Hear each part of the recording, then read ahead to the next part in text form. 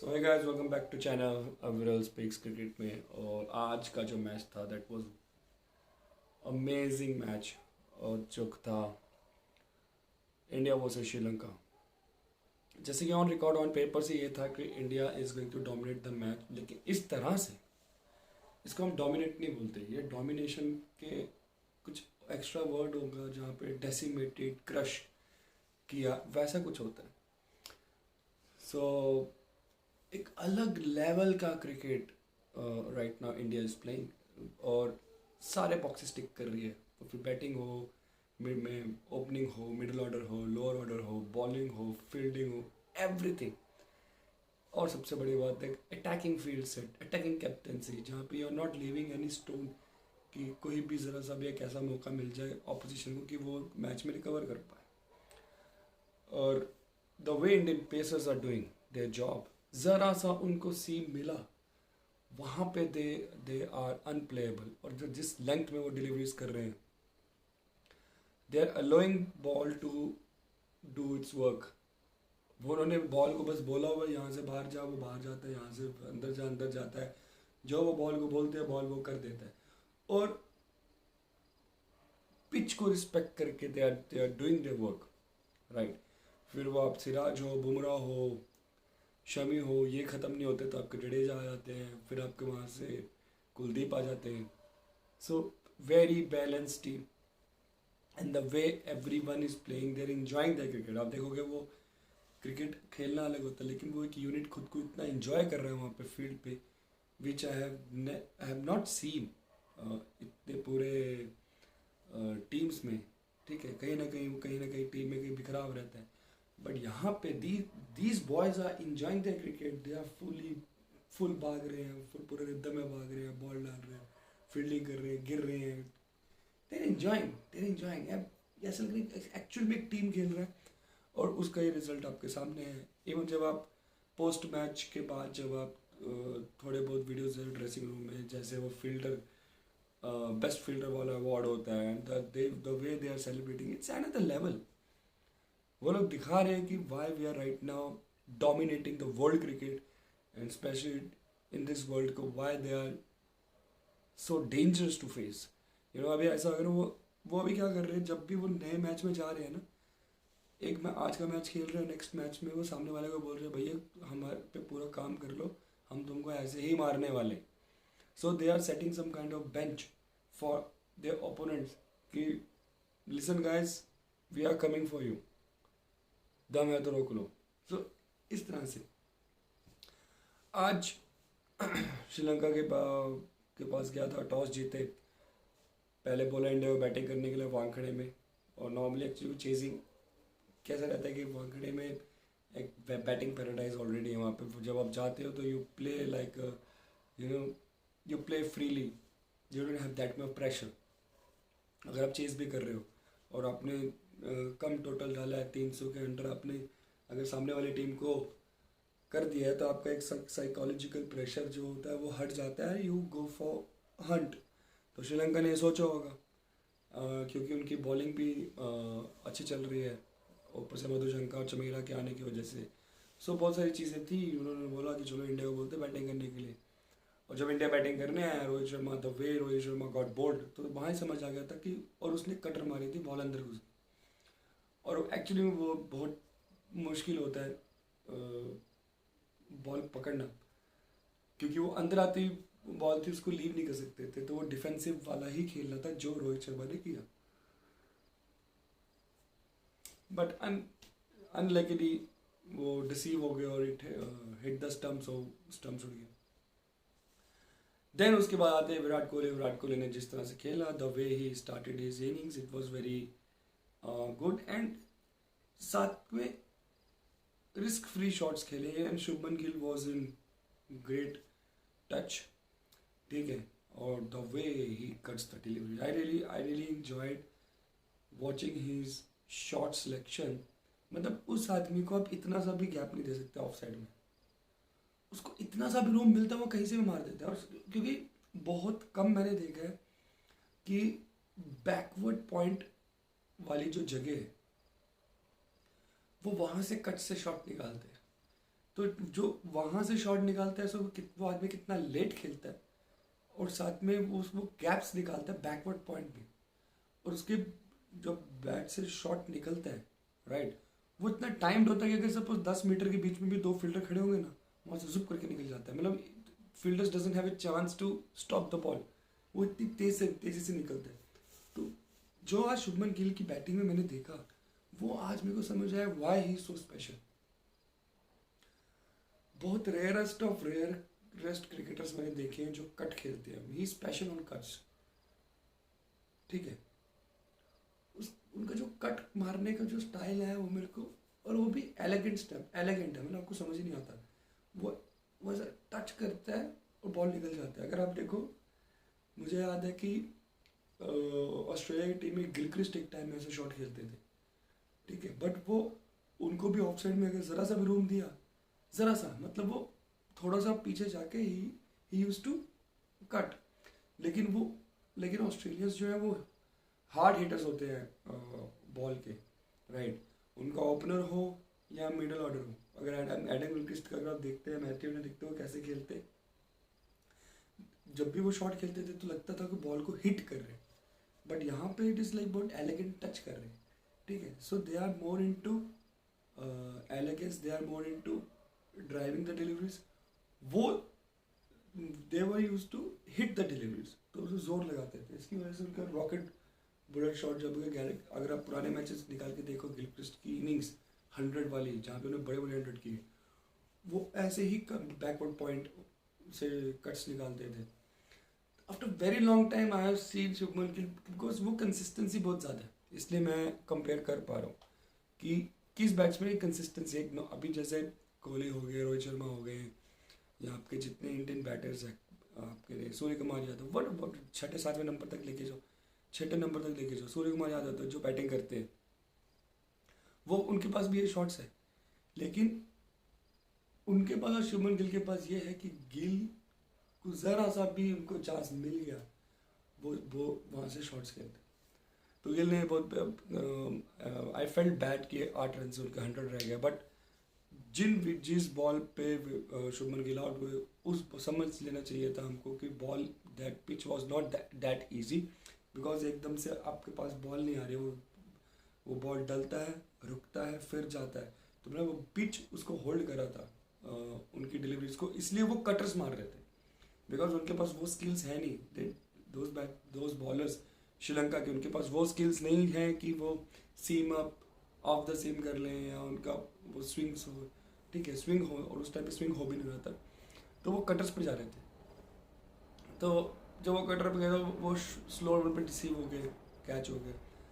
And same happened with Virat Kohli, another chance he was having today to get 49th 100, but it is okay, because देखो वो आज नहीं तो कल कर ही लेंगे, और इसी वर्ल्ड कप में पूरा कर रहे हैं, बिकॉज जिस निक में वो है, it is amazing, and he is going to do it very soon. Sunday को भी हो सकता है, संडे को 100 मार दे, quite possible, okay. And then वो गए, उसके बाद जब श्रेयस अय्यर आए बैटिंग करने, he was in totally different form, he was hitting the deliveries so easily, मतलब, और उनके शॉट्स इतने लंबे लंबे जा रहे थे, तो जिस फॉर्म में वो दिख रहे आज अय्यर, बहुत अच्छा लगा उनको देख के, क्योंकि अगर देखा जाए तो वो जो 350 तक जो स्कोर गया वो अय्यर की वजह से गया, because the way he was hitting, और उनका जो स्ट्राइक रेट देखो 56 बॉल पे हिटिंग, तो उन्होंने वो पूरी चीज़ कवर कर ली। तो वो एक इनिंग्स चाहिए थी, उसके बाद सूर्य कुमार यादव अनलकी, वो उनका ग्लव्स में लग गया, and somehow India managed to do 357, which was very big total. It was a massive total, वो भी मुंबई के पिच में, वो anything above the 300 मुंबई के पिच में is like a good total, but chase भी होते, considering opposition like Sri Lanka, it was very tough because Indian bowlers were already in the form and they are not letting any opposition की go beyond 200, 250, 300 तो किसी को करने नहीं दिया, ठीक है।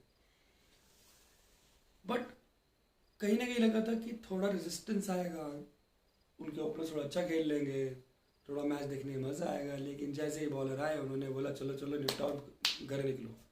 पता नहीं कहाँ जाना था उनको कि इतनी जल्दी मैच ख़त्म कर दिया। और it was kind of replica of Asia Cup का फाइनल.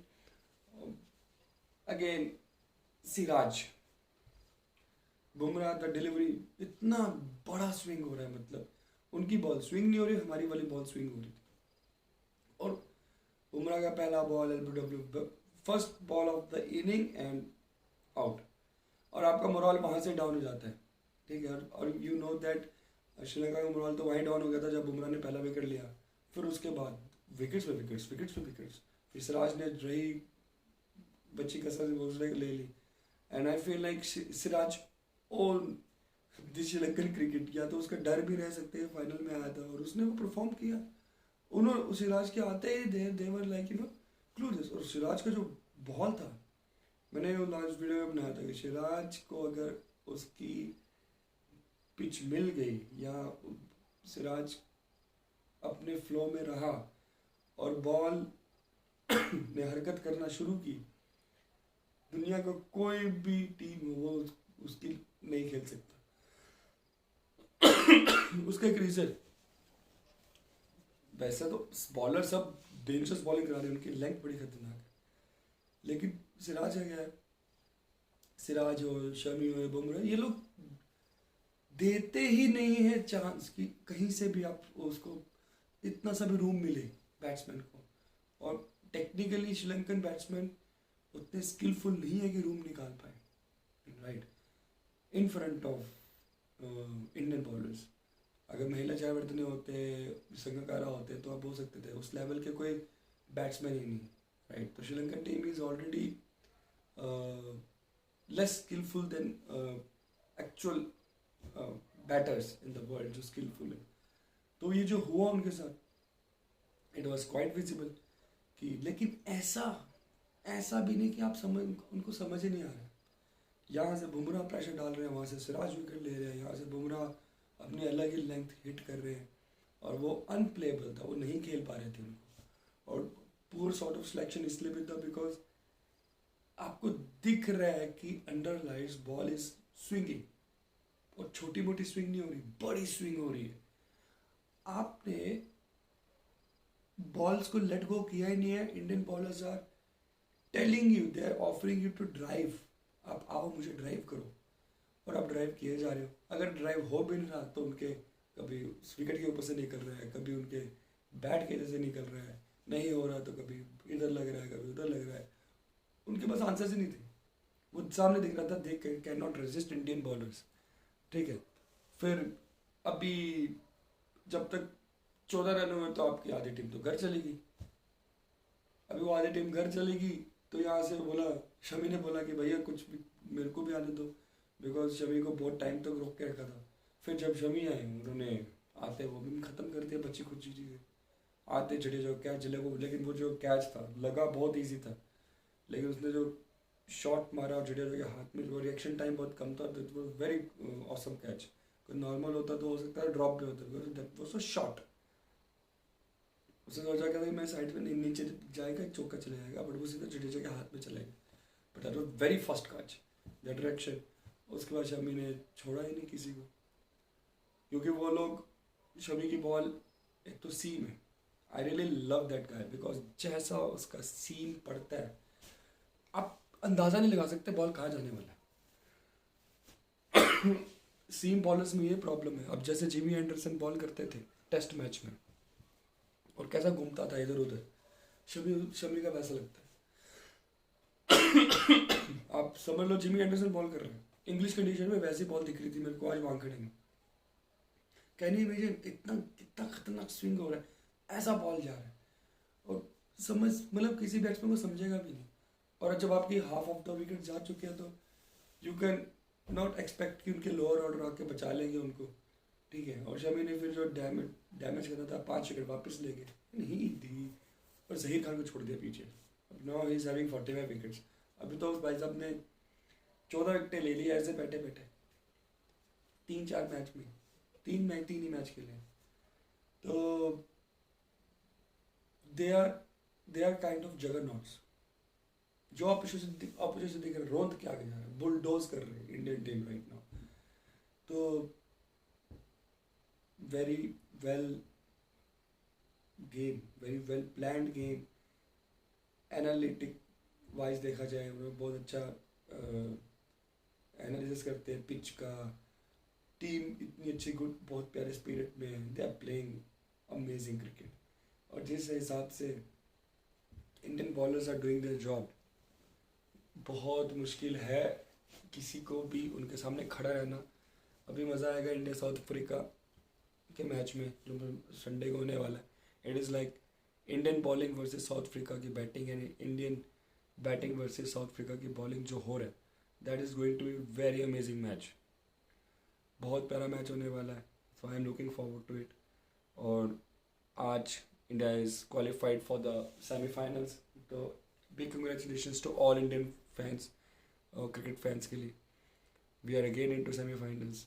बस होप सो अब हम चोक ना करें, the way India is playing वो वैसा ही प्ले करेगी और करेगी करेगी। देखो कहीं ना कहीं ये बाहर की कंडीशन होती तो मैं समझ सकता था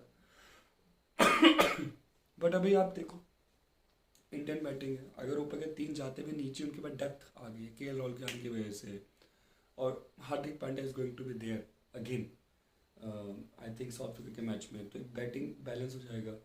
ये देखना होगा कि कौन बाहर जाएगा। मेरे हिसाब से Siraj has to go out क्योंकि स्पिनर्स को तो छोड़ नहीं सकते। तो लेट्स सी क्या होता है। क्योंकि अपना बेंच भी इतना स्ट्रांग है कि कोई बाहर जाए कोई अंदर आए कुछ फ़र्क नहीं पड़ता। सब लोग वैसा खेल रहे कि they are playing like champions, ठीक है। तो सबके क्वेश्चन ये थे, सबको डर ये है कि सेमीफाइनल में जा चुके हैं, सेमीफाइनल में कुछ ऊपर नीचे ना हो जाए। तो I am like it is okay. मतलब हमको भरोसा रहना चाहिए कि सबसे बड़ी बात कि एडवांटेज आप होम ग्राउंड में खेल रहे हो।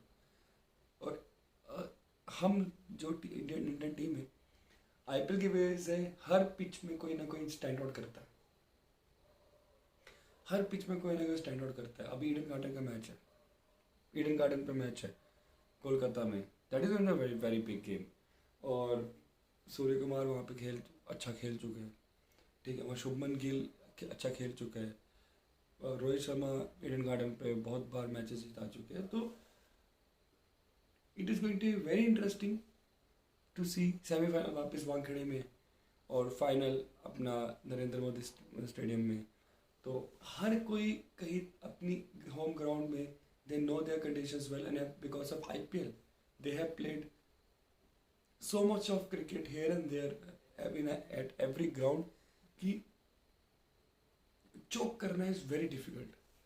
अगर इंडिया का कोई हरा सकता है वो इंडिया की टीम ही है, वो भी जिस दिन उनका बहुत ऑफ होगा, बहुत ऑफ समझ लो जैसे चैंपियंस ट्रॉफी हुआ था 2017, यहाँ इंडिया चोक कर जाएगा, या जैसे 2019 हुआ था, दे चोक्ड। बट वो कंडीशंस अलग थी, यहाँ पे कंडीशंस अलग हैं। तो I am very confident enough कि I know India is not going to have that bad phase. They are not going to choke. They will qualify for the finals, definitely. So, looking forward to it. India's match against South Africa. Till then, keep watching my video. Keep liking my video. Please do subscribe my channel.